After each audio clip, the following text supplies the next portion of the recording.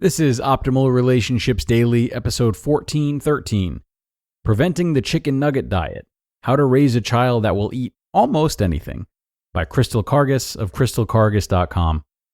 Hello, everybody, and welcome once again to ORD. I'm your host and narrator, Greg Audino, welcoming you to the parenting leg of the week. As you may know, Thursdays and Fridays are saved for parenting content specifically, and this one today is definitely an important one. For new parents, it's essential. For the parents who have raised their children, well, they'll be sad that they missed out on this one, but we'll sure want to save it for any grandkids that come around. Crystal Karges is going to provide some great tips for getting your child to eat anything. Impossible? It's not. Let's hear her words of wisdom, jump right into this article, and start optimizing your life. Preventing the Chicken Nugget Diet, How to Raise a Child That Will Eat Almost Anything, by Crystal Karges of crystalkarges.com.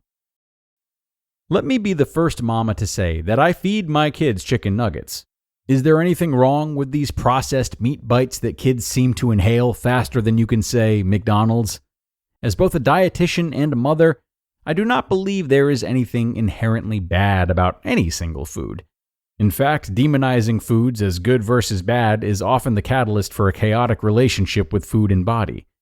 So, what's with these chicken nuggets anyway? Perhaps one of the many struggles that we might face as parents is knowing how to best feed our children. When push comes to shove, most of us would rather offer our kids something that we know they are guaranteed to eat rather than worry that they won't eat anything at all. Having a child that refuses a variety of foods and only seems to accept a limited number of options can send any parent to the brink of insanity. Do you cater to your child and cook something separate for them at each meal?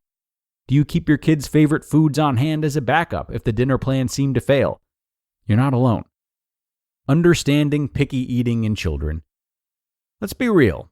A majority of children seem to experience challenges with eating to some degree, such as the following: having strong food preferences, unwillingness to try new foods, eating a limited amount of food, and restricted intake, particularly with vegetables. While these eating behaviors can be concerning for any parent, research has found that picky eating does not have a significant effect on overall growth.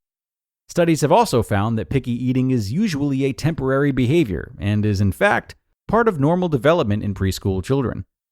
Yet, as parents, learning how to navigate these challenges with child feeding may be one of the most difficult things we encounter. Many of us would rather resort to feeding our child their tried and true favorites rather than having to face a mealtime battle or struggle at the dinner table. So, we may default to preparing several different dishes for mealtime to try to appease everyone, but being a short-order cook is frankly not realistic, nor does this create an enjoyable mealtime experience for the entire family. As they say, if mama ain't happy, nobody's happy. Defaulting to serving our children the only foods we know for certain they will eat may seem like a short-term solution, but in the long run, this may actually be doing them a disservice in terms of developing a healthy relationship with food. So, what's a mama got to do? Thankfully, there are many practical feeding strategies you can begin implementing with your children, no matter what your struggles have been to this point. As a mama of 4, almost 5, and a dietitian, I've experienced child feeding struggles in a myriad of ways. Here are some ways to navigate picky eating behaviors and help encourage your child and yourself to feel empowered and successful at mealtimes. Keep mealtimes low pressure. As parents, it concerns us if we think our child is not eating adequately or getting the foods they need. So we might resort to bribery, coercing, nagging, arguing, and the like to get them to eat. However, this is often overreaching on our part. Children actually have an amazing innate ability to eat according to what their bodies are needing, and as parents, we need to give them the opportunity to do so. Pushing kids to eat certain foods or amounts that they don't want can actually backfire, so it's best to keep the mealtime environment as low pressure as possible. As parents, it is our responsibility to determine when and what is being served for meals and snacks. It's up to the child to decide how much they want to eat.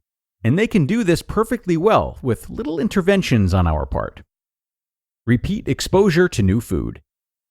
Studies on child feeding have found that children need as many as 8 to 15 exposures to a particular food before gaining acceptance of that food. However, once we see the first signs of food rejection, it's easy to give up on serving that food to our child entirely. Don't give up. It may take your child repeated exposure to a food, again in a low-pressure environment, to eventually accept that particular food. Offer new foods alongside familiar foods and allow them to decide whether or not they want to try it. You might be surprised at how they come around after repeated exposure with little pressure. Make the eating experience fun. As mothers, we're overwhelmed with information on everything parenting related, including how we should feed our children. This, coupled with demanding schedules and children who may be facing mealtime struggles, can make eating unpleasant for the whole household. Reclaim the pleasurable experience that eating should be, and be intentional about your family meal experience. Even if it's only one meal a week that your family starts eating together, make it a point to sit down, share a meal, and most importantly, enjoy each other's company. Creating fun traditions at the table, like kid trivia or a dinner theme night, can help bring the joy back to mealtime. Be the example. As difficult as this may be, remember that children often form their eating habits based on the influence of those around them. This can be a helpful time for some self-reflection, examining your own relationship with food and body. Are you aiming for a variety of foods? Do you prioritize self-care by taking the time to feed and nurture your own body? Do you find yourself struggling with any food-related issues? Whether we know it or not, our food behaviors do influence our children. It's important to ask yourself these questions and determine if you need more support. So take heart, Mama. You may feel defeated from mealtime battles with your children, or hopeless that they will ever eat anything beyond their own comfort foods. But there is always hope for change and growth. Remember that raising a healthy family encompasses both the nurturing and pleasurable aspect of eating, and being able to share this with your loved ones. You just listened to the post titled, Preventing the Chicken Nugget Diet: How to Raise a Child That Will Eat Almost Anything, by Crystal Karges of crystalkarges.com. And thanks a lot to Crystal. Definitely an article my parents could have used. I was a bit of a picky eater. Really, though, my palate stopped maturing at about 5, so I could maybe apply these principles to myself today and see what happens. So, particularly useful article for me, I guess. Now, a cool thing about this article is the level of parental engagement she's alluded to.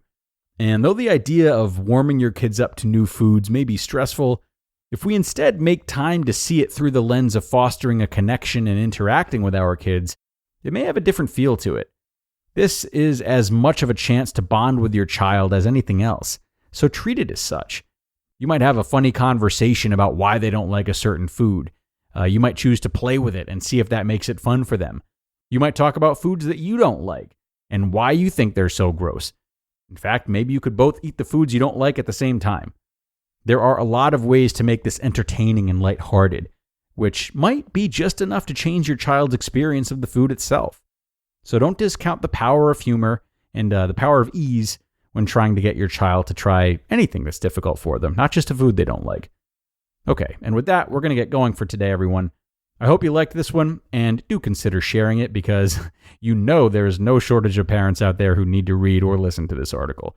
And of course, be sure to come on back tomorrow for another parenting post.